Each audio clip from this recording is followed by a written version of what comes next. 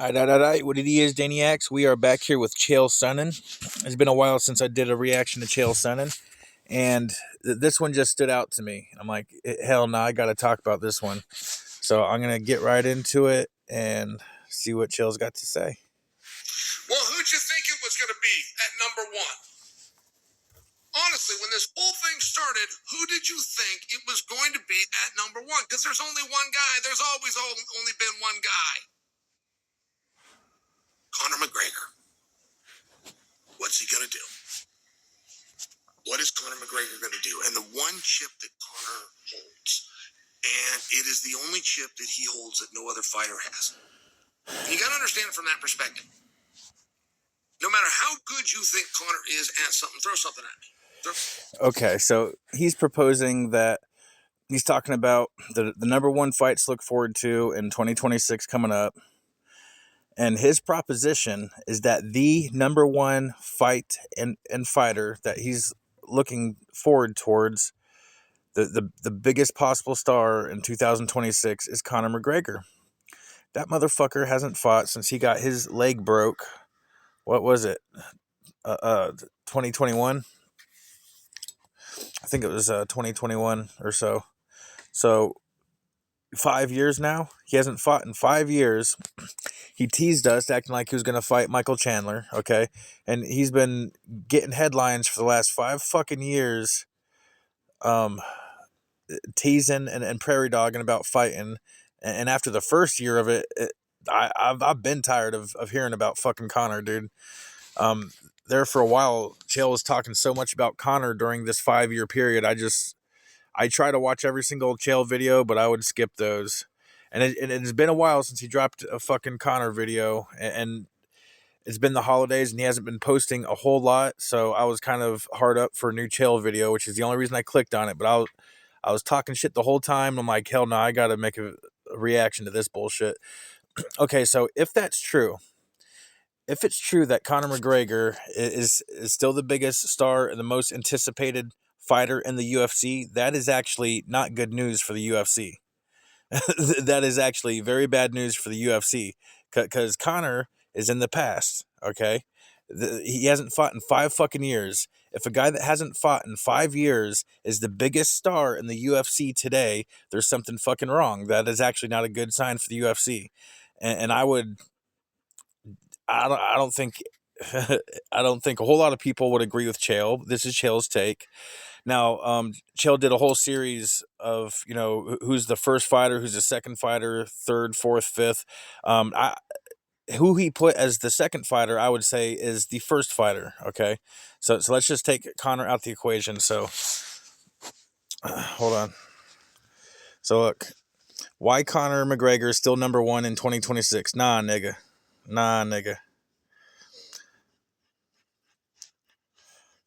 What was it? Alex Pereira. See, Alex Pereira should be number one. Alex Pereira should be number one. And Alex Pereira is number one. If we're talking about who is the most anticipated, the biggest star in the UFC right now, okay? Islam's getting there. That there's, you got some big stars, but number one is Alex Pereira. He is the only one that is fighting right now. Well, actually, Ilia Tuporia could be a 3-weight division, possibly.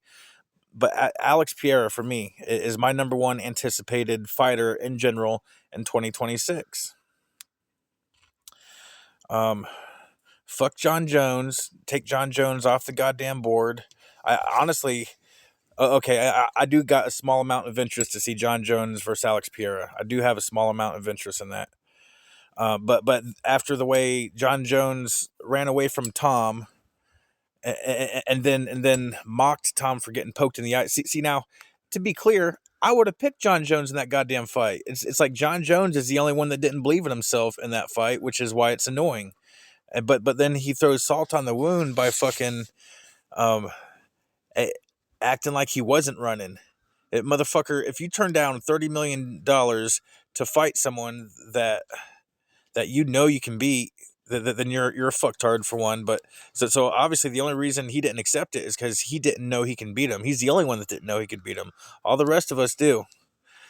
But that was then. This is now. Now, fuck John Jones. Fuck him. I don't even want to. Goats don't quack, motherfucker. You did nothing but quack for a year, running around, sniffing dudes' hair on the back of a moped and shit.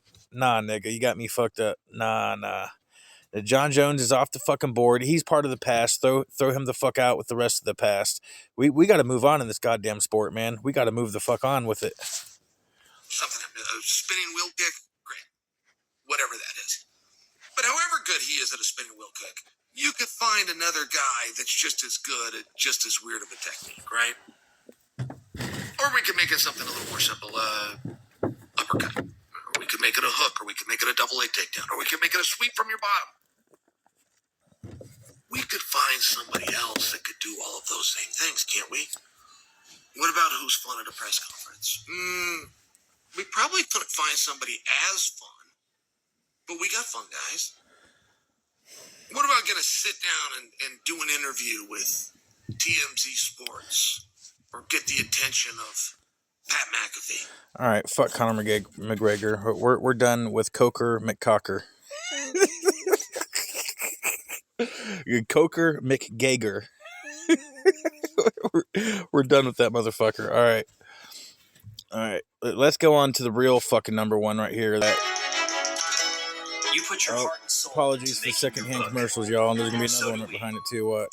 Fuck ass honkies. Number 2 fighter, 2026 to make headlines is Alex Pereira. Now, Alex Pereira is in a position. Alex Pereira is one win away, as a matter of fact, from ending a discussion I'm in your mouth, Chael. known as GOAT. GOAT stands for greatest of all times, and largely nope. I'm in only your mouth, jerks nigga. engage in that conversation in the first place. And largely, it's done by idiot fanboys that Just wait till I can pay for a fucking proper subscription to AI, Chael. I'm gonna do so much stuff with you, Chael. really want to shine somebody up from yesterday. That's usually what the GOAT is. I can tell you, like in basketball, 100% of the time, that's what it is. Get a bunch of guys together, they're going to argue Wilt, or they're going to argue Michael, or they're going to bring in Colby. It always has to do something with times past, but it's fun. There's no tournament for it. It's meant as a form of legacy remembrance. And I believe Alex Pereira is one win away from ending our ability to have a GOAT I'm easily amused, y'all. conversation. Can you imagine? I mean, GOAT conversation is just that. They don't call you the GOAT, they call you Po Town Nickel. Get a few people together and start talking and sharing who you think the greatest of all time is. That's it. Honestly, Poatan should absolutely just move up to fucking heavyweight. He's done cleared out the damn light heavyweights. Sure, he could technically have the rubber match with Ankalaev, but I mean he's already beat all the other guys. Now, actually, one that would still get everyone going, I do believe, in light heavyweight is Poatan versus Yuri Prohaska Part 3, even though Poatan smoked him twice already. Even though, still considering that's how fucking exciting that fight is. I'll watch them two motherfuckers fight till the end of time. Those are both some epic ass warriors right there. I would love to say that Yuri has gotten better, but I don't really like. I can't really say that he's gotten technically better, but Yuri has this X factor where he just goes motherfucking Super Saiyan and murks your ass. Okay. But I would still love. I would much rather watch Yuri versus Poatan 3 than I would over Poatan versus Ankalaev 3, even though Ankalaev has beat Alex once already. even though Yuri has lost to him twice, I would still rather watch Yuri fight Poatan for the third time than Ankalaev. Just me personally as a fan, but really just send that motherfucker on up, dude. Send Alex Pereira on up.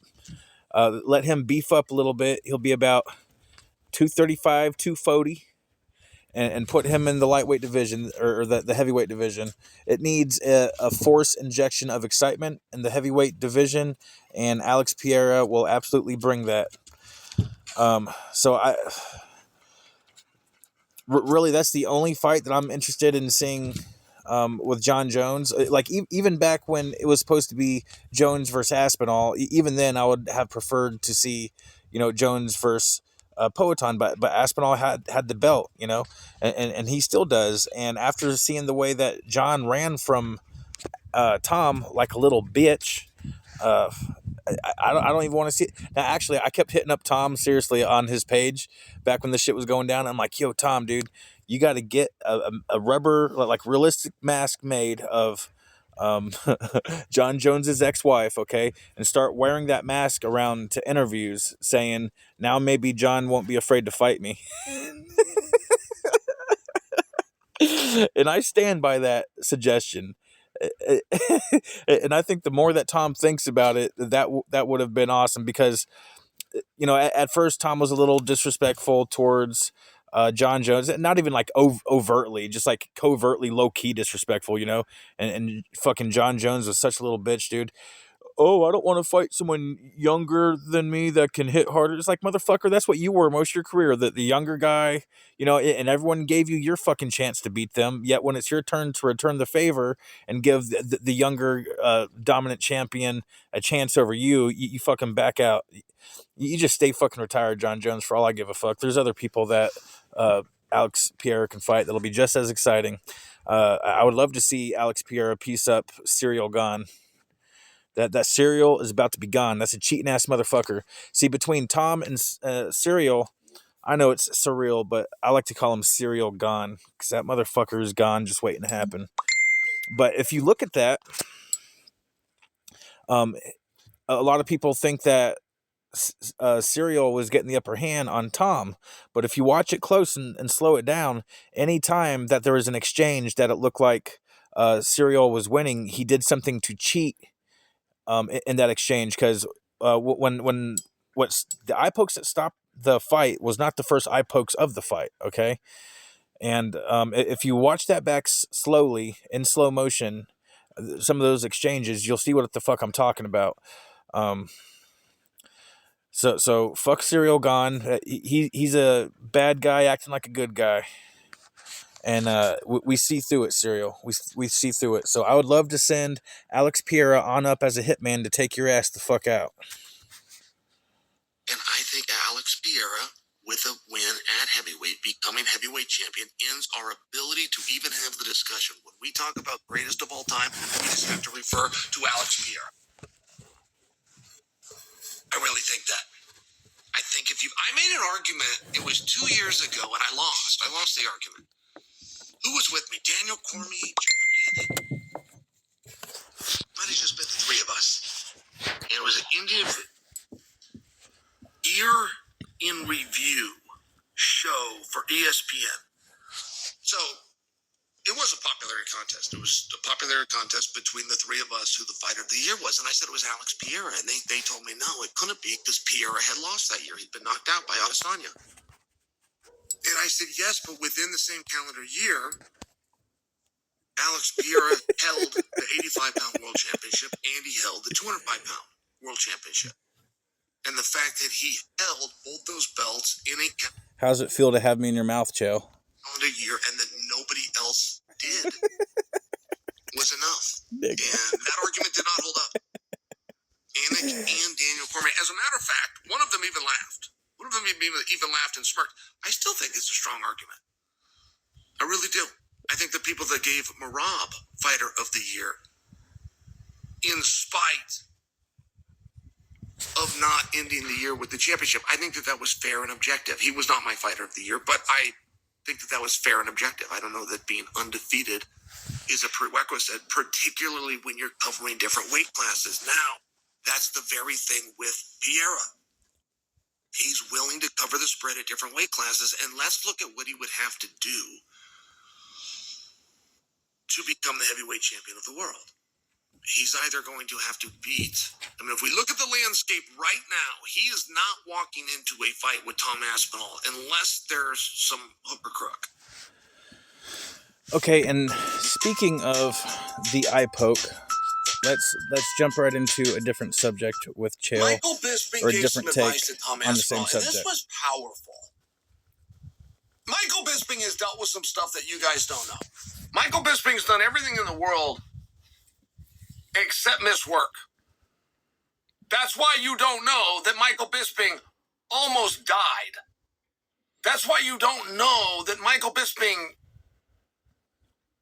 went blind in one eye. So now, when Michael Bisping first came onto the UFC scene, I didn't like him, but that was part of the plan. UFC told him, "Hey, man, we need a Brit to agitate the people," you know, and he played his part well. But he grew on me, and you got to respect the motherfucker, man. All heart, all grit, and a lot of people rag on him for becoming champion. I mean, not everyone, but I've definitely heard the criticism out there that's supposedly why GSP came back to fight Michael, because he's like, hey, I don't know what's going on here, but these guys ain't the best. I'm better than them. So so the criticism is that he became champion, yeah, sure, but that was a time period, that was a lull in the UFC where not the best guy was champion. And if that's true, then that argument totally dismantles any perceived value of the belt and the championship within the UFC, which as time goes on, it starts to become more and more clear how little the UFC themselves value the belt. Okay, like playing fuck games with it. It's supposed to be a symbol of the best fighter in the world. You know, is supposed to be a symbol of that. But when you go around playing fuck games with the belt, you are clearly displaying to everyone, not really, not really. You know, so y'all need a UFC. You guys need to fucking watch out with that bullshit, dude. Because once people realize that the belt is actually meaningless, they're gonna quit fucking watching, dude. They're gonna get tired of your bullshit. I mean, I'm in all kinds of different MMA chat rooms, and I hear them talking, and these are the things they saying. Because he didn't miss work. Nobody even knows some of the things that Michael Bisping has been through. And I will tell you, there was an era. There was just like a culture within the sport that even USADA had to be brought in to correct, of people using performance enhancers. And there was terms out there by my fellow cheaters that would go, yeah, well, everybody was doing it. So level playing field, everybody was doing it. On a broad stroke, but not everybody. By example, Bisping never did. How does it feel to have me in your lap, Chael? Fuck. God damn it. Fucking up my shit commercials. Bisping never did. I'm just sharing that with you because this is a dude who never complains. I told y'all I'm easily Never. amused. And he gave Tom some advice, and he said, brother, do not rush this I'm eye Chael. thing, and here's why. And then he spoke about himself. He spoke about what he went through and hurrying back and then getting a retina that was detached. Having to manipulate the athletic commission. Chael, remember when you used to rag on people for wearing glasses inside? Now, I know the prescription, but they're also tinted, okay? Because I've always been a sunglass wearing motherfucker. I wear my sunglasses at night. I wear my sunglasses in a poorly lit room if there's a bunch of other people in that room. It's like my what do they call it? It's my safety blanket. It's my safety blanket. The eyes are the window to the soul, and you can't have my soul, motherfuckers. To get licensed to be able to continue fighting. Dealing with glaucoma. And he's got one resentment. He's got one resentment to this day, and it's not even all the guys that he had to face during an era of a negative culture within our sport. He's talking about using steroids, and Chael is one of those people. That's why he kept including himself in it with soft language. That he faced a guy who was violating those rules, who threw a kick that was so powerful that it blinded him. So he's telling Tom, you didn't do anything wrong here.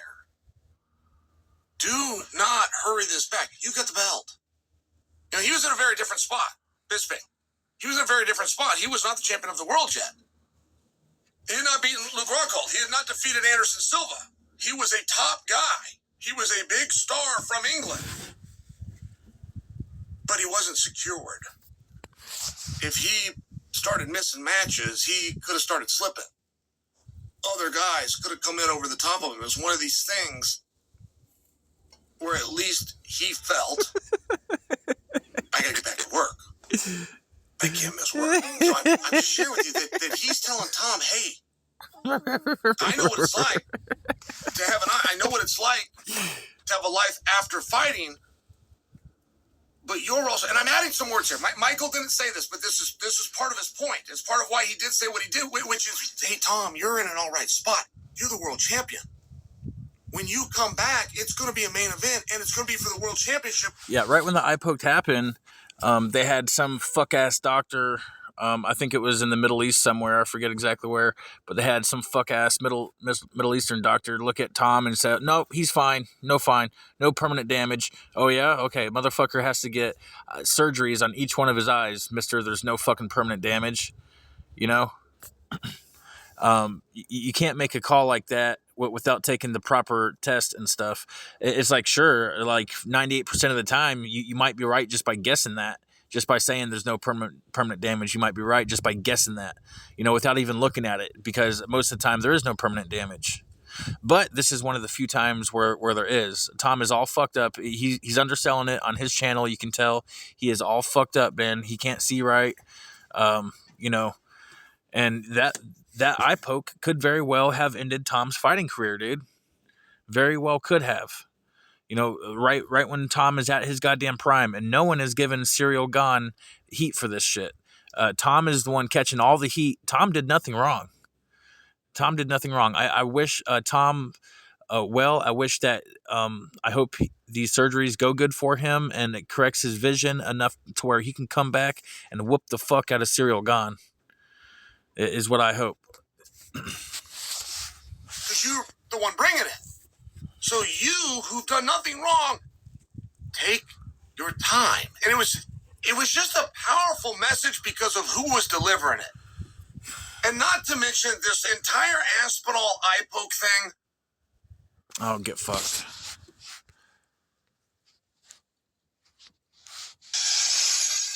Get fucked, motherfucker. Aspinall eye poke thing looks so much clearer today than it did the night it happened. Exactly. The night it happened, and the thing that nobody wants to say publicly is Tom quit. That is what... some people did say that publicly. And actually, most of MMA channels I watch, if they weren't overtly saying it, they were covertly saying it. And, you know, a little bit after, when it's like a month later, and Tom's like, no, really, guys, I still can't see. They're like, oh, shit, they're backpedaling now. But even when it happened, it's like, I was on the side of Tom. You know, you have to be able to see to fight. People are like, don't say you can't see. It's like, yeah, sure, unless you can't fucking see. That's why that provision is within the rules. If you can't see, and the other... See, now all this circles back around and proves Bruce Lee right, okay? See, fucking Chael is a huge hater on Bruce Lee. He talks all... Actually, I think talking shit on Bruce Lee was the first, like, martial arts troll that Chael ever did. It seems very well practiced, but all this does is prove Bruce Lee right. Sure, technically, eye pokes are against the rules, but there is nothing barely ever done. What, they might take a point, like once in every 20 eye pokes or so. Dude, would Bruce Lee have been a UFC champion? Abso-fucking-lutely. He'd poke your ass in the eyes and punch your ass in the throat, dude. You got me fucked up. See, Bruce Lee is the original godfather of MMA. Okay, and he has been long since passed, but for me personally, Chael Sonnen is the modern current godfather of MMA. And I don't know, maybe I'm alone in that, but I think there is a large contingency that would support that proclamation. So give it up for Chael Sonnen. He has been my favorite MMA channel for a long time now. It's complicated. They say don't meet your heroes. And when Gilbert Burns leaked his number about a year ago, and actually, if you haven't seen that, dude, right after that happened, Chael went on live for like an hour, taking people's calls and talking to them, trolling them. That was an epic fucking episode. It was like an hour or more straight of him just rolling with it, you know, like he rolled with that situation, dude. But so I let a couple weeks go by, and I'm like, okay, yeah, sure. The fucking the buzz will die down and people quit hitting them up, and when they do, I'll be there. And I was there. And I'd still be there, except for I lost my old phone with his number in it, or I'd still be hitting that fucking number up, motherfucker. And I was steadily, consistently hitting that number up till I lost my phone, like almost a year later, to the point where now Chael did talk to me eventually, and he sent me a video. I got that video up in my shorts. And I made a video about it when it happened, but ultimately he told me, scram. It was a very soft fuck off. But even that, with the soft fuck off, I did scram for about 3, maybe even 4 months that I quit watching Chael's channel until it became too much to bear. Because just when I want to relax, dude, when I'm just sitting down eating and wanting to relax, I've been so used to Chael being my go-to of just putting on for entertainment while I'm just relaxing, that it just got to me after about 4 months. I'm like, fuck it. Because I told Chael, I will not watch your shit ever again. But after a few months, I had to take that back. And I'm like, fuck it, bad guys lie. And that's one of the things. Chael was like, I don't, what was he saying? He's like, I don't cuss. I'm like, bullshit, I know you cuss. I know you cuss, because there's a clip of his kid cussing right in front of him, and he's laughing about it. so that told me that he cussed. And not only that, there's been a little things here and there that I've picked up on. He definitely cusses, just not in public, you know, very, very privately, around close friends or something. But so this was the pretense that he used to tell me to fuck off, essentially, was because I told him, yes, I know you cuss and it's okay. And then I told him, I know you lie. It's okay. And he's like, I don't cuss and I don't lie. It's like, motherfucker, there's video on you say admitting that you lie. Of you admitting that you lie. Anyway, it's just been a while since I've hung out with Chael like this. And I used to do it a lot.